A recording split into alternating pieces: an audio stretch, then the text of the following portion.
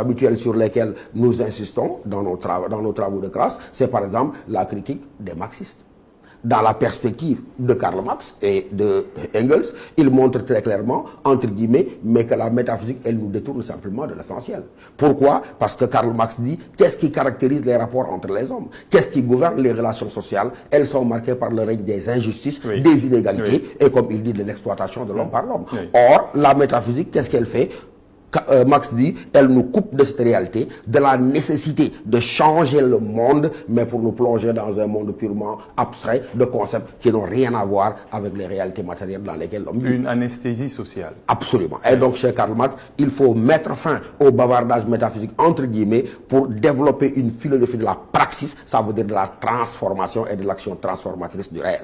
Or, chez Marx, nous ne trompons pas, transformer le réel, c'est abolir les injustices, les inégalités, instaurer une société, comme il dit, dans laquelle il y aura un partage équitable des biens et des richesses. Au-delà de cette critique des marxistes, vous avez par exemple une critique qui nous viendrait de celui qui est considéré comme le père du positivisme, Auguste Comte. Dans positivisme, vous avez l'âge positif. Une manière de montrer, dans la perspective de Comte, qu'en fait, lorsque la science vient, l'explication rigoureuse qu'elle apporte de la réalité fait qu'entre guillemets, toutes les autres formes de connaissance, et donc forcément la philosophie doit disparaître pour céder la place à la rigueur et à l'objectivité de l'explication scientifique. Vous avez également d'autres critiques qui viendraient d'auteurs qui appartiennent à ce qu'on appelle le cercle de Vienne, capitale de l'Autriche. C'est plus des logiciens qui, eux, disent, écoutez, lorsque vous observez les grandes phrases classiques de la métaphysique, en réalité, c'est des bavardages, c'est un divertissement grammatical, des jeux de mots, mais inaptes à dévoiler le sens et la réalité. Donc vous avez souvent ces critiques-là qui s'opposent à d'autres, comme nous l'avons dit, tels que Platon, tels que Descartes, qui considèrent que la métaphysique est l'essence même de la philosophie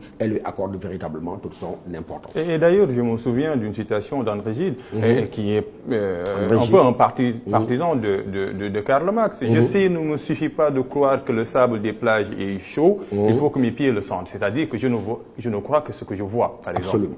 Il faut que les pieds le sentent. Ça veut dire que si Gide dit ça, je ne connaissais pas ce texte-là, mais c'est une manière de montrer que il n'y a pas de compétition entre guillemets possible, de rivalité possible entre ce que je perçois, ce que j'éprouve et ce qui relève de la démarche conjecturale et spéculative. Et ce cours, la métaphysique, le cours est jugé comme étant un cours un peu profond.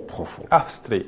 Et par exemple, les élèves un peu développent une sensation de scepticisme par rapport à ce cours-là. Et d'ailleurs, il n'est pas bien suivi, il n'est pas bien révisé. Comment faire aimer la métaphysique aux élèves qui veulent des choses qui sont concrètes? Oui, mais c'est-à-dire, justement, le rôle du professeur de philosophie et l'objectif de la philosophie, c'est de les amener justement à comprendre qu'il y a un au-delà de ce qui est perceptible par les organes de sens. C'est vrai que le cours peut paraître abstrait, c'est vrai qu'il peut dérouter, et il déroute très souvent, comme vous dites, les élèves, mais moi, je considère que c'est l'un des moments les plus agréables, entre guillemets, de la séance de philosophie. Pourquoi? Parce que c'est à ce moment-là que l'élève perçoit ce qui fait vraiment la spécificité de la philosophie et ce qui fait la différence entre ce que fait le philosophe, ce que fait le savant, ce que fait le religieux. Et c'est pourquoi, même si, comme j'ai dit, toute la philosophie ne se réduit pas à la métaphysique, elle est l'essence. Comme dit Hegel, il dit c'est la sève ou c'est le sol nourricier de la philosophie. Donc c'est un cours qui peut être agréable, qui peut être passionnant, ça dépend simplement de la façon dont on le présente. C'est vrai que si on ne fait pas un effort pour rendre perceptible et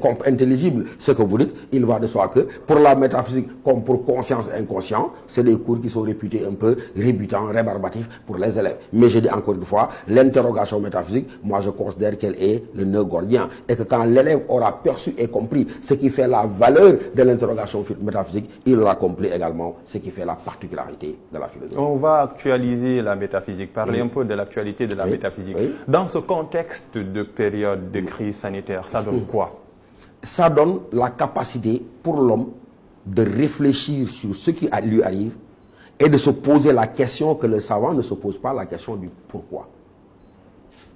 Parce que la philosophie, elle n'aurait pas de sens si elle ne permettait pas à l'homme à éclairer les chemins de son existence. Et donc, en cette période de pandémie, beaucoup sont revenus à des textes produits il y a des siècles, mais qui sont en parfaite compréhension, en parfaite harmonie harmonie oui. avec la situation dans laquelle nous vivons. Et donc, à quoi sert la philosophie? Elle permet de penser cette situation-là. Les concepts de confinement, les concepts de distanciation sociale, d'ailleurs qui ne veulent absolument rien dire. Et d'ailleurs, oui, ces deux termes-là, distanciation sociale et distanciation physique, la métaphysique penserait-elle comment? La métaphysique penserait-elle comment? La distanciation sociale? Oui, par exemple. Oui, on parle de distanciation sociale, physique. Oui, c'est une absurdité. Mais je vous ai dit, par exemple, elle est réglée par Schopenhauer à travers sa fameuse métaphore de Porquépic. Donc, les philosophes ont déjà pensé ça. Ça veut dire que quand les gens disent distanciation sociale, moi je dis, en fou, je ne sais pas ce que ça veut dire. Ou on est ensemble ou on n'est pas ensemble. Donc, ce n'est pas une distanciation sociale, c'est une précaution physique. Parce que la distanciation, elle relève plus de l'attitude que j'adopte par rapport à l'autre que véritablement d'un simple confinement qui serait le fait d'écarter des gens. Donc, la notion de distanciation sociale, la notion de confinement, la notion de liberté, elle est posée par la situation dans laquelle nous vivons. Oui. Sommes-nous libres, Pape? Je ne pense pas. Nous le sommes pourtant. Ça dépend, oui. Nous le sommes Ça encore. dépend. Et donc, si la liberté protège, oui. Elle protège. C'est pas un liberticide. Absolument. Et donc, c'est pourquoi, quand vous dites la philosophie, qu'est-ce qu'elle vient faire là? Je dis, écoute, elle n'a que sa place justement en situation de crise parce qu'elle permet à l'homme de se dire pourquoi cela est-il arrivé, comment nous devrions faire pour que ça ne se produise pas, quelle conduite cela nous dicte et nous impose, c'est à quoi sert la philosophie. Oui. Et ici, dans ce contexte, nous parlons toujours de l'actualité de la métaphysique. Comment actualiser la métaphysique? Est-ce qu'il faut faire recours au passé pour justifier ses dires ou il faut développer une nouvelle pensée? Parce qu'on dit on n'invente pas la roue, presque tout a été dit. D'accord, mais ça veut dire, vous avez parfaitement raison, mais la métaphysique en tant que telle, elle demeure éternellement actuelle. Oui, c'est ça. Schopenhauer nous dit les temples, les mosquées, les pagodes, les églises, dans leur grandeur, dans leur magnificence, témoignent de ce besoin métaphysique profond de l'humanité. Oui. Ça veut dire quoi? Que la métaphysique, elle sera actuelle tant que l'homme vivra sous le régime de l'angoisse, de la peur, de la mort, du destin, de la liberté, de l'amour, du chagrin, etc. Et donc, maintenant, en dehors de ce fait que de manière inhérente, la métaphysique est présente en toi, en moi, en tous les hommes, il y a le fait qu'on puisse s'appuyer sur ces ressources, mais pour éclairer véritablement le présent. Parce que Hegel dit, la philosophie, elle est forcément fille de son temps. Ça veut dire quoi? Aujourd'hui, ce que le philosophe pense, c'est la pandémie. Demain, ce qu'il pensera, c'est autre chose. Hier, ce qu'il pensait, c'était le développement de l'intelligence artificielle. Bref, elle accompagne la philosophie, l'homme, dans ses différents moments et dans les différentes situations dans lesquelles il est plongé. Et comment l'élève, le candidat ou bien la candidate, peut-il aujourd'hui, quand il s'agit d'actualiser la métaphysique, donner des exemples et des argumentaires ou argumentations plausibles qui s'adaptent au contexte tout en ne pas trahir la pensée philosophique? Oui, vous savez, on ne demande pas forcément que ce qu'ils disent soit fidèle à un contexte. Parce que la philosophie, par nature, elle est inactuelle. Autrement dit, elle transcende. C'est vrai qu'elle pense les problèmes du moment, mais c'est une réflexion sur la condition humaine en général.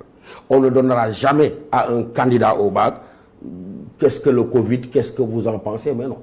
Mais on pourrait lui donner un sujet dans lequel il serait capable, à partir de cette situation-là, de développer lui-même une pensée critique, libre, ouverte et personnelle. Et surtout, quand on parle de confinement, il n'y a pas meilleur moment que de développer une pensée métaphysique que d'être confiné, par exemple. C'est le poème de Descartes. Oui.